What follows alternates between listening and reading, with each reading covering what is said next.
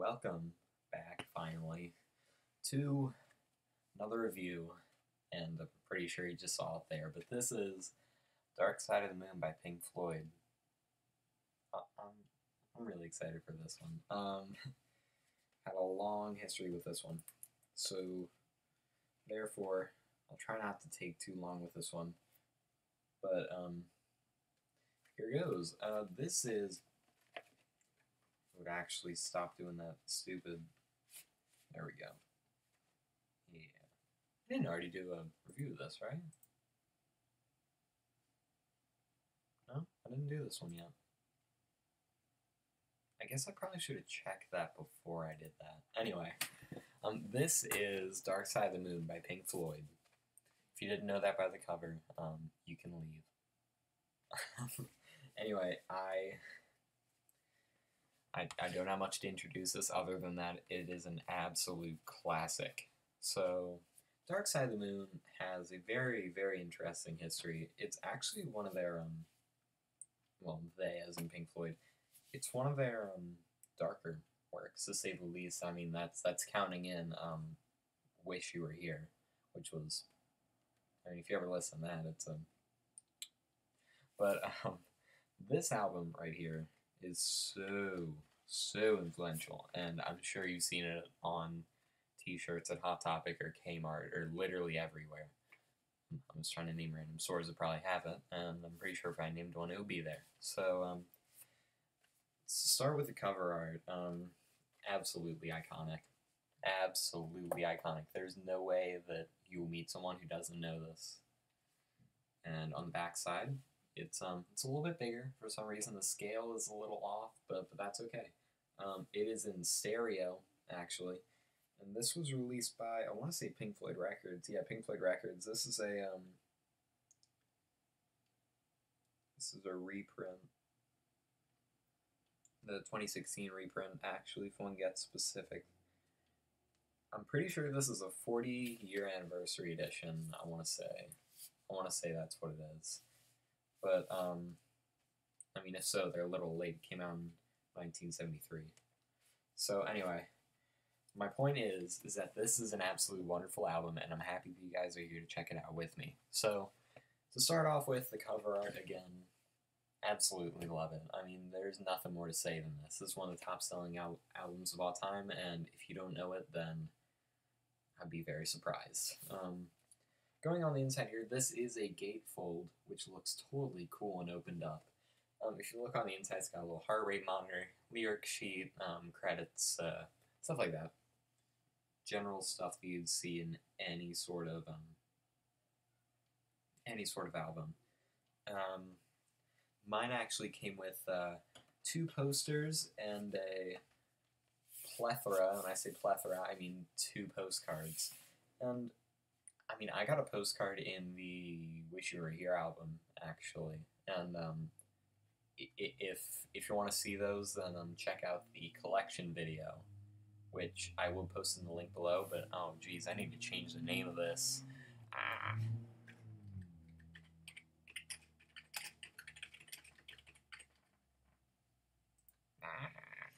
Completely forgot to do that. Whoopsie. I spell Floyd. I can't spell.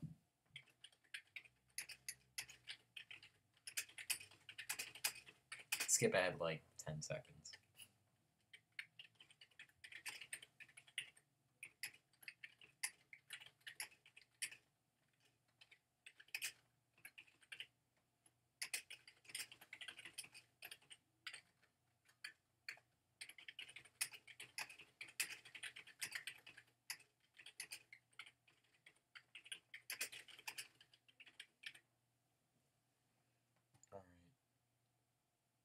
There we go. Alright, now we are actually ready to start off the review. As with any Pink Floyd record, they are going to get absolutely wonderful quality. Comes in a very sleek, anti-static sleeve. You wouldn't notice it, just a... Did I cut myself? Jeez. You wouldn't notice it at first, but this is an anti-static sleeve, as you can see there by the sort of matte finish in the middle. It's actually sewn sort of or glued into the plastic. Now this looks absolutely amazing, doesn't it? I mean, I keep this one in really good condition because how can you not? It's Pink Floyd, and I don't want to keep it out too much longer unless I'm actually gonna play it, which I'm not. Copyright. Gotta keep YouTube happy. So I'll stick this back in here for now that you've seen it, and get right on into the music. The music itself, so much to talk about here. This is all just really good. Okay, so one of the first things I noticed about this album is that let's count the songs that have lyrics listed. 1, 2, 3, 4, 5, 6. Now, knowing what you know about this album, how many songs are on it? 9 or 10, depending on who you ask. I say 9 or 10 because a lot of people say that Speak to Me and Breathe are the same song. I don't know about that. I wouldn't be the one to ask. You can ask a lot better people for that, but if you're here, you're honestly just here to watch some guy do a review, which, that's what I'm doing, so, hey. Anyway, let's get right in here. No one's saying anything in chat. Alright, so, anyway. So, the very first song, called Speak to Me, by, who's this dude right here? Nick Mason. I'm very mad at myself for not knowing that. That's the percussion guy. He does all that stuff. Now, the beginning song starts off with this weird heartbeat noise, and you're just thinking, the heck is going on here? But eventually you get used to it, and then a lot of references to the rest of the album are made right before it moves into Breathe. Those include the random screeching noises from the Great Gig in the Sky, and obviously you know what I mean by screeching noises. I'm kidding. It's just the singer, who actually happens to be Claire Torrey. Didn't actually know her name till now. The more you know. There's little cash register noises which correlate to the song Money. There's time noises. I don't know why I couldn't think of alarms for a second there, but obviously that has to do with the song Time. There's just so many good little references in this that I can highly appreciate the fact they're setting you up for it. Like, they're like, is this your first time listening? Like, welcome to Pink Floyd Airlines. If this is your first time flying with us, then get ready for an absolutely, like, out-of-body experience, because here we go straight into Breathe, also known as Breathe in the Air, or just In the Air, or whatever you want to call it. I'm just going to call it Breathe for our purposes.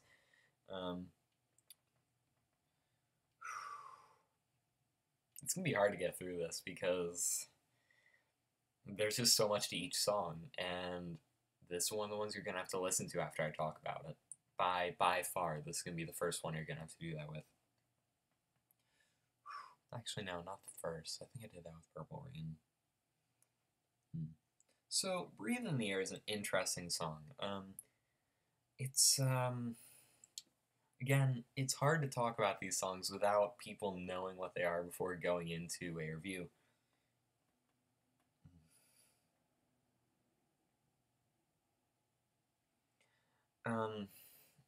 I will leave it at this. This is an introduction to the album past Speak to Me.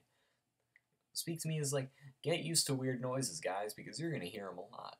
And Breathe is more like a soothing people down. Like, guys, there's nothing weird going on here. You're good. Just focus. And every time I listen to it, it really sets me up for listening to the rest of the album, where I think, all right, time to get this started. Because every time I listen to this, I don't listen to one song. Or at least I try not to. I try to go through the whole thing, and if I have to go do something, then I put it on hold, I move the needle off, and I go somewhere, I do whatever I have to do, put it back on where it was. That's what I do, at least. And,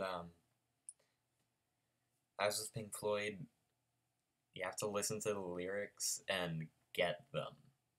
Like, they are some interesting lyrics. Like, for example,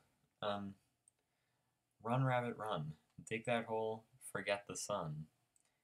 when at last the work is done, don't sit down, it's time to dig another one. So obviously, they've noticed that they're kind of a slave to the label now, sort of, which is evident in Wish You Were Here if you've ever listened to the song Have Cigar. Very obvious that they're against the practices of records. And, well, companies at least that do them, they're so into the music, and it's great because you can hear that through how they play. And I love that. I love when an artist is able to do that. So anyway, moving into the next song, this is the only song I'm a little iffy about. There's not a song in here that I don't like, but if I had one that I was iffy about, it would be On the Run, which is a weird little song, if you can call it that. It's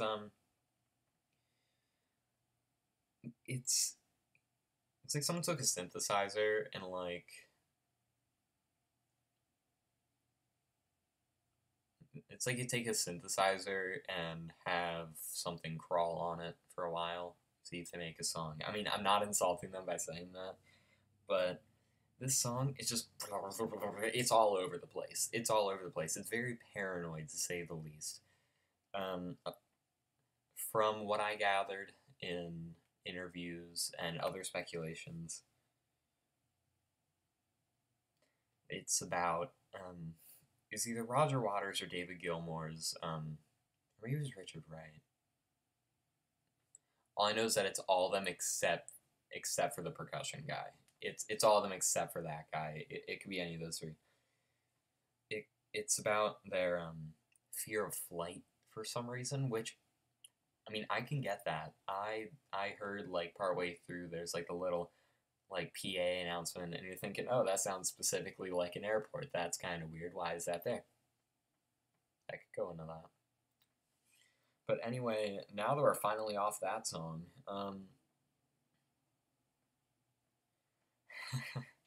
moving on to Time, which is one of my favorites. And just so many of these songs make me think of when I was there in the car with my dad and he puts on a song, and I didn't know what it was, and I'd be like, why are there clock noises? Well, let me tell you why there are clock noises, guys, because the song is called Time. And this song, my math teacher even has a quote of this on her wall, and I'm like, okay, that made me really sad all of a sudden. It's the line, then one day you find 10 years have got behind you, no one told you when to run, you missed the starting gun, and I'm just sitting there looking at that like, wow, okay, thanks for implementing philosophy into math. But anyway, it's one of those songs that like you listen to it and it ends and you're like, no, go back, I liked that ideology, let me listen to it some more. But by the time that all those wonderful crescendos and all those changes in all those different like tempos and oh my gosh, like if you were to transpose this, it'd be like transposing someone like screaming at you and trying to transpose it into music, but like in a good way. That came out really not what I intended it to be, but it's just a very complex song and not just in the lyrics, and I love that. Pink Floyd, they do that well. But just as you want to hear the rest of it, moves on to Great Gig in the Sky, which, if you've seen the Blue Coat show Downside Up, I'm sorry, I'm obsessed with DCI. Anyway, if you've heard that wonderful, wonderful marching band show, then you're going to notice this one. For the solo partway through, this song is entirely vocalizing, and I'm usually not a fan of that, but after hearing this and knowing that it's Pink Floyd, I feel like I can appreciate this a lot more than if it was just like, you know, some sort of chorus to a song where the only word is la. Now this is much more than la. This is like jazz lounge singer vibes to it. I kind of like that, because it goes really well into the next few songs. It's a short song, sadly, and I'd like to hear more from it, but the noises at the end that you hear are part of Speak to Me at the very beginning. Also with Time, like the song Time, you're gonna hear the clocks and stuff, and just so many things tie back in to speak to me, and you'll be like, wow, this album really ties itself together well in the very beginning. And just like that, side one is over. I mean, it's really just like you sit through it and you don't notice when it changes. You just listen to it and let it go.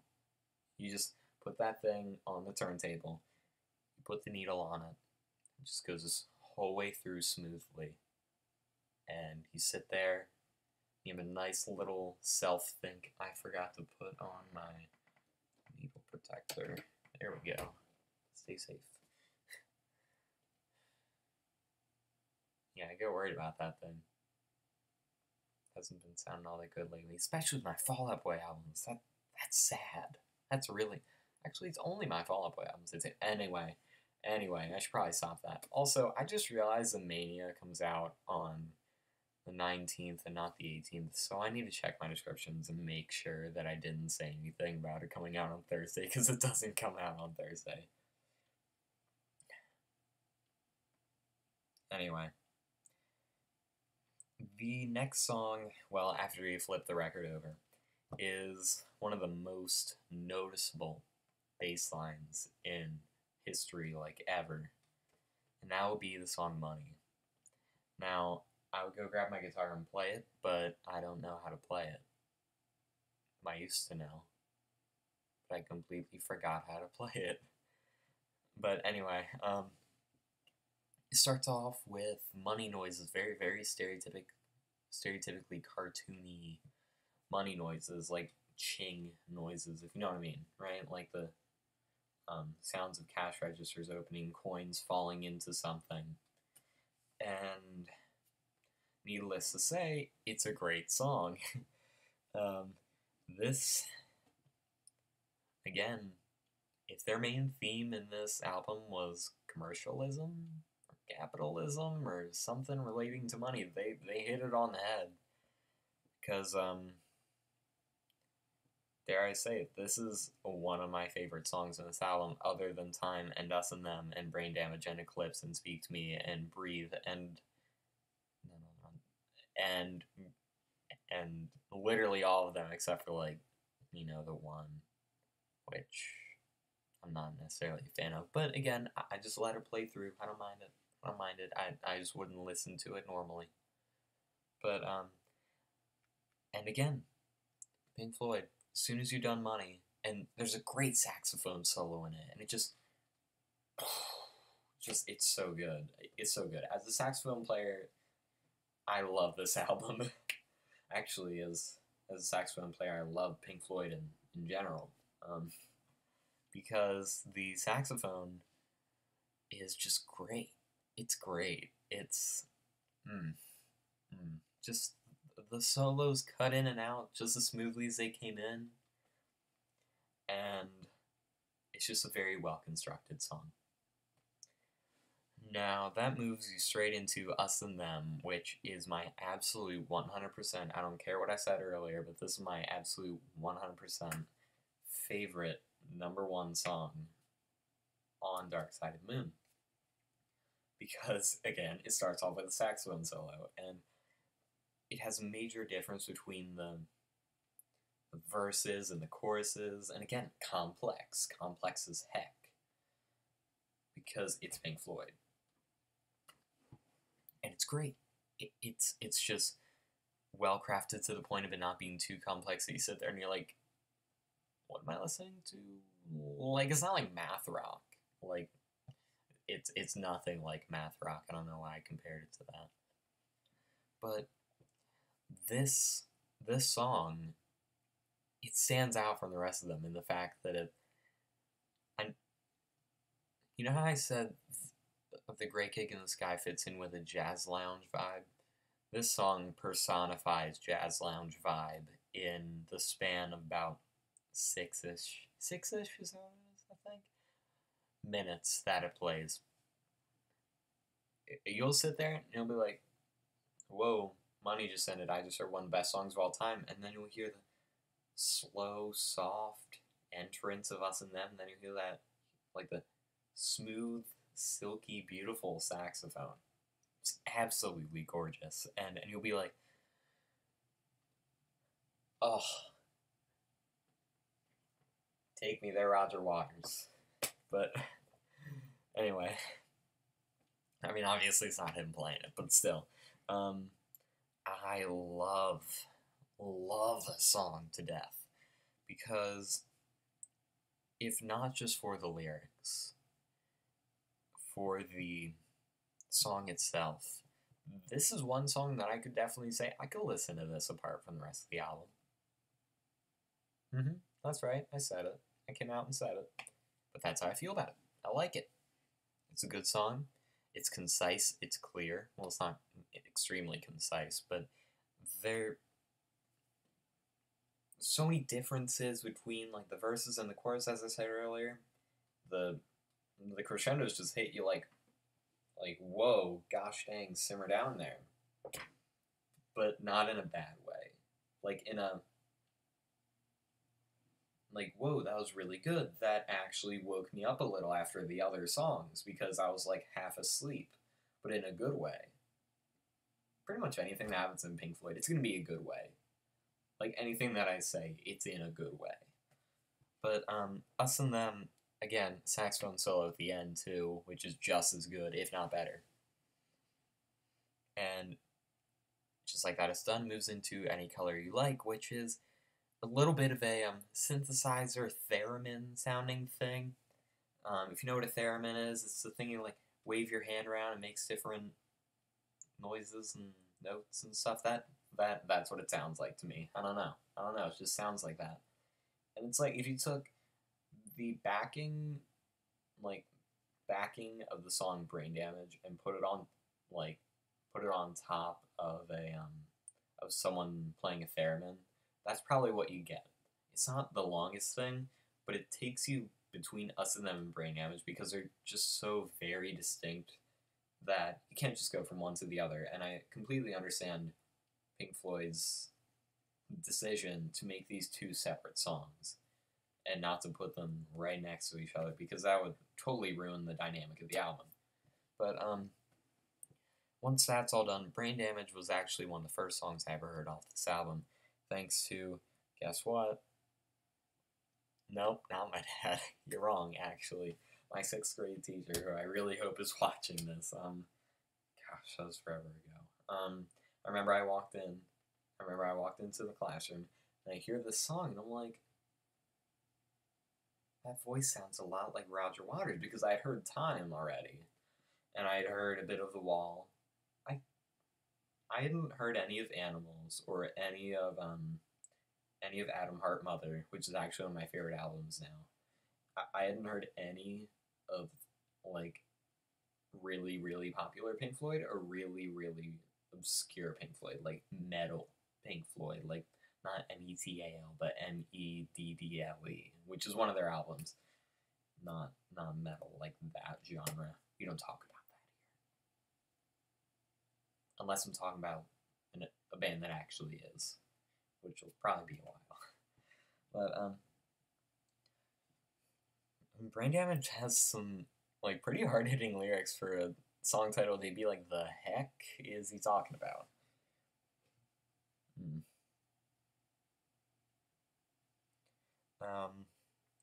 I remember my favorite lyric in this was, "You raise the blade, you make the change, you rearrange me till I'm sane." And looking back on that now, as a 6th grader, that was probably the weirdest lyric to like, so I should probably not like that as much, because that's messed up. 6th grade me.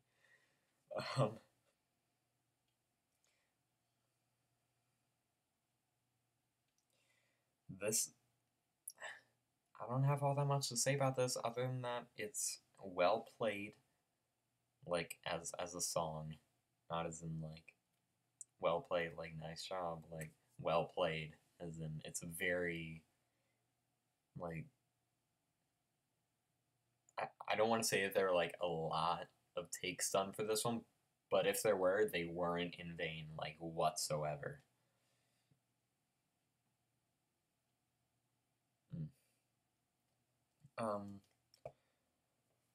It's after hearing it and going through to the next song, you're gonna be like, I totally see how all this fits together now. I get it. I get it, Pink Floyd. I get it.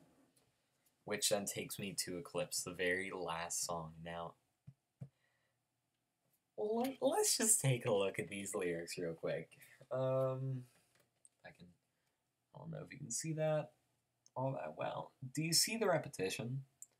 Now, those of you out there that may not be able to read it because it's super blurry are probably thinking, "Oh, that must be a super repetitive song." Well, it is, but it really makes you think because it's like what. I don't want to be stereotypical and say like Pink Floyd makes you think about your life, but this makes you think about your life like for real. And it's actually really, instead of like an introspective like bad like I'm alone, vast depths of space, everything's infinite and I'm really small version of it, it's more like wow, actually I have a lot of influence. And even though it may not seem like it with the title being Dark Side of the Moon, this is a very self-empowering album. It's very self-empowering. Like you listen to it and you're like, yeah, I can go do anything, even though there's horrible stuff going on. You can still go and do something and be someone and make a name for yourself through this. Because if you go and read the lyrics of Eclipse out of context with the rest of the album, you'll be like, that's one of those happy songs. Everyone's so happy and stuff, and there's nothing bad happening. No. But if you listen to it in context of the album, then it's like, wow, if there's like one person going through this narrative, let's just say this was like The Wall, and it's about someone's entire life, straight through. This would be a pretty good self-redeeming person, like, honestly. Having to deal with all the evils of, like, greedy people and dealing with the fact that, oh, I'm not here forever, but at the same time, after listening to Eclipse, it's like, dude, none of that matters, and you just gotta do what makes you happy. Which is actually why I'm here reviewing this album, because it makes me happy. So, I'm sad that I have to bring this one to a close, and I know I say that with every album, but this one, I have a lot of personal connection to this one, and I have a lot of people that I know are going to watch this and be like, I know that guy. I know that guy reviewing those albums, and he did pretty okay with it, I think. Hopefully you guys think that. But, you know who I'm talking to. If you're out there watching this, haven't seen you in a while, hi. Hope you're doing well. Anyway, with that, I would like to bring this wonderful, wonderful album to a close, and hopefully sometime get around to doing Wish You Were Here, but I might need to listen to that a little bit more before I can have a full opinion about it, because I like it, I really like it, but I need to have a more complex opinion about it, and as a reviewer, you gotta know these things by yourself. But anyway, guys, January 19th is coming quick, and so is the 18th, actually. I think that's when the Worm's Heart comes out. I think I was mixing the two up. But anyway, I'll see you guys very soon, hopefully, for a review of Mania. It's probably not going to be on vinyl because everyone's going to buy it, probably, and I won't have any access to it, but it's only $20, so why not? I mean, I'm going to the record store Saturday, so if I pick it up, it's gonna be great, because I already like a few songs off of there. Especially Wilson. That's a good song. That's a really good song. I wonder who's saying that that's a really good song. Anyway, I hope you guys all have a wonderful night, and I hope this stream made you guys happy and made you feel self-empowered just as this album would. So, if you want to listen to something that's by far my first 10 out of 10, just because of the themes and the music and the complexity and just the beauty of it all when you listen to the whole thing, I give it, I mean, it's one of the greatest albums of all time, like, hands down. So, how can I get anything less than that? Take a listen to it. Definitely take a listen to it before you do anything else tonight. And, what was I going to say? had something really profound to say at the end, but I completely forgot it. So if I think about it, I'll post it or something. But that probably won't happen because I have horrible memory. Let's come from the guy who forgot the Mania was coming out on the 19th instead of the 18th, who's like a diehard Fall Out Boy fan. So anyway, hope to see you guys very soon with whenever my next review happens to be. So have a very good night. And yeah, see you later.